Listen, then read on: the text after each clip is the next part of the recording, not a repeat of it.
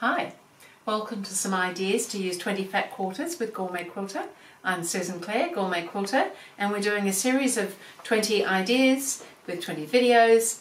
There'll be 20 patterns if you're interested on the website on GourmetQuilter.com. The patterns are downloadable, so one each day for 20 days. We're doing really well. We are up to day 17, or idea number 17, so I think that's pretty awesome actually. So we started out with a stack of 20 fat quarters, and the pattern for part 1 or idea 1 came with a suggestion of how to cut the fat quarters so that we can spread those fat quarters right over the 20 projects. So it came with some labels so that we could label everything when we cut it. So all the fat quarters were cut the same way into certain sizes and labelled in their little stack. So we are up to stack number 17, and we're going to be using these rectangles to make these amazing birds. I think these birds are so cute. So these are my nighttime birds. They don't have eyes because their eyes are shut because they're all sleeping. However, they could have eyes if you wanted them to have eyes. So what we've got is the rectangles. So we've got 20 birds, so we've got 20 colours for our rectangles there from the fat quarters. And we're doing some things that we've done before. We're putting on some squares and we're sewing. So here's one block with a lighter coloured background. So I've given them some little stripy legs, and this is from the rectangle for the body, and then there's a little beak as well. So I've used a little orange here on this one. I've used a little yellow constantly throughout, but that would be up to you, of course. So I've started doing a block just to show you how it goes together. Also, you'll notice that some of the birds are having a little chat to each other. So we need to have some going one way and some going the other. Most of them go this way, but for my quilt, 4 of them go the other way. So there's 4 rows, so we've got one in each row that's facing the other way because they're having little friendly chats, even though they're meant to be asleep. So I've gone ahead, as I said, and started. So this is the body. The bottom 2 corners are stitched on here. So I've already stitched them diagonally. I haven't done any of the trimming yet. And to make the shape at the back, we've drawn a line on the larger square and stitched on that, and then stitched again about ½ an inch away so that we can save that. So this is the one that I've saved from this corner here. And we may well be using that in another project. We've been using up some of our leftovers in that way, so that's really good. So this just needs trimming, and then the beak is put on in the same way, but it's just a tiny little square. It's not quite the same width as the strip because it's only just a little beak, but it's just stitched diagonally, and then we're going to trim it and press it over. So I might get that done. We'll make a block now, and then I'll talk to you a little bit about the legs. We'll get this body part done first. So I've got to trim off these corners, and we'll give it a press so that we can see that body emerging. So this quilt doesn't have any sashing. It's the blocks joined together, but there's a little bit of fabric around the birds just to give them a little bit of space. So these are the leftovers that we're not using in this project, but we may well be using them in another project coming up. So save those leftovers. And then this block here, I've been pressing the fabric, the seams into the bird body.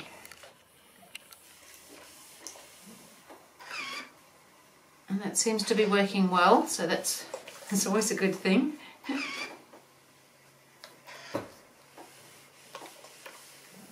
Just sometimes when we do this these triangles, particularly when they're a little bit smaller, than they can go, these ones are looking pretty good, but just occasionally they can go just a little bit skew-if, in which case you can just trim them up so that they're nice and straight if you need to, although they shouldn't generally need much in the way of a trim, but it happens. So we've got the bird body there. So this is his head up here, this is the lower end, the wider end, and then we've got this beak that comes on here. So the beak goes on there, and then there's a same sort of strip but without a beak that goes on behind him, and then above him is a strip all the way across. So these are just straight sewing lines, so I might go ahead and get those done, and then I'll come back and show you how we're going to do the legs. So I've put the sides on and I'm just pressing this top strip away from the bird. So it's looking pretty good, but he says he would like some legs. So to do the legs, now the legs are really just narrow little strips, and I've used a little stripy fabric. It doesn't have to be stripy, I just thought it was quite cute because I quite like the stripe. So to make that whole piece to go under there, I found it was much easier, because we're working with such narrow pieces, to do strips all together. And then I've pressed the seams out towards the background, so that, because there really isn't room to press them in there and it gets a little bulky, etc, etc. So I pressed them both out that way. So I found the way to do that for me worked best if I just sewed one of the stripes or whatever you're using to a background and the stripe to a background, and then press them separately in that state, and then join them up one to the next and press it again, and then join the next one on, rather than trying to just join them all up and then press them all at once. It gets quite difficult when they're so narrow, but if you just press each seam as you go, it went, as you can see, it's gone together really well, because it is only a very narrow little strip.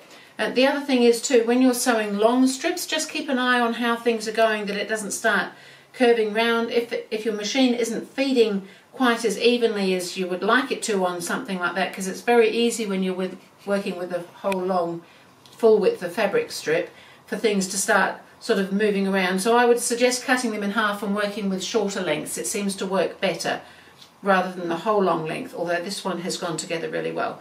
The other thing is that you can see these length strips, all the background ones, all started off the same size, and they move. And that's part of what I was saying, sometimes it can cause a little bit of movement. This is sitting okay, but if it's, as I said, if it looks like it's just moving a bit, cut them in half and just work with half a length. And then, so when you've got, you need all of those put together though, so when you've got them in a state where you can do that, then we can just slice them to the size we need for the legs. So it means that once you've done the strips, and we need a couple of these to do this many birds, then you can just slice them up and you've got instant legs. How's that? Pretty good. Quite like the idea of instant legs. And then we're just going to go along and slice them. So I'm just going to just trim off the very end there. And then I'm just going to take a slice off the size we need for the block, so that I can sew it onto the lower edge of that bird. And I can go along, having done that, I can now go along and just slice more for the next block and things like that. So you can just get them all ready and then slice them all up and have instant legs.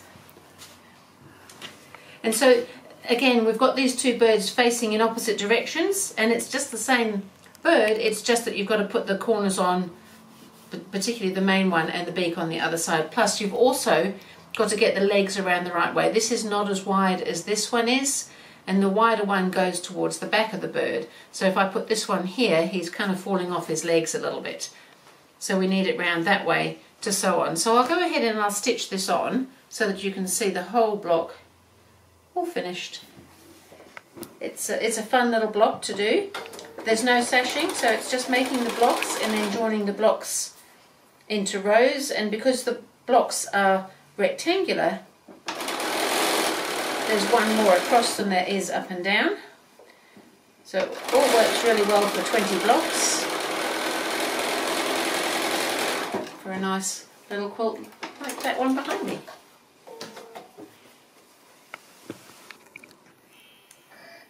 We've had some fun with different quilts with apples. I bet those birds would like those apples. We've got boats, and we've got some rectangles, and we've got all sorts of different quilts that we've been making. Press that seam up. I've pressed it up towards the bird because I think the legs sit better, but it does resist a little bit where the corners are. Encouragement is the answer. So here we've got our two bird blocks, one facing one way, one the other.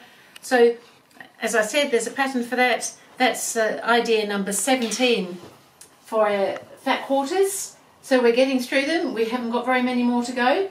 I hope you enjoy the bird block, and I will see you again with idea number 18.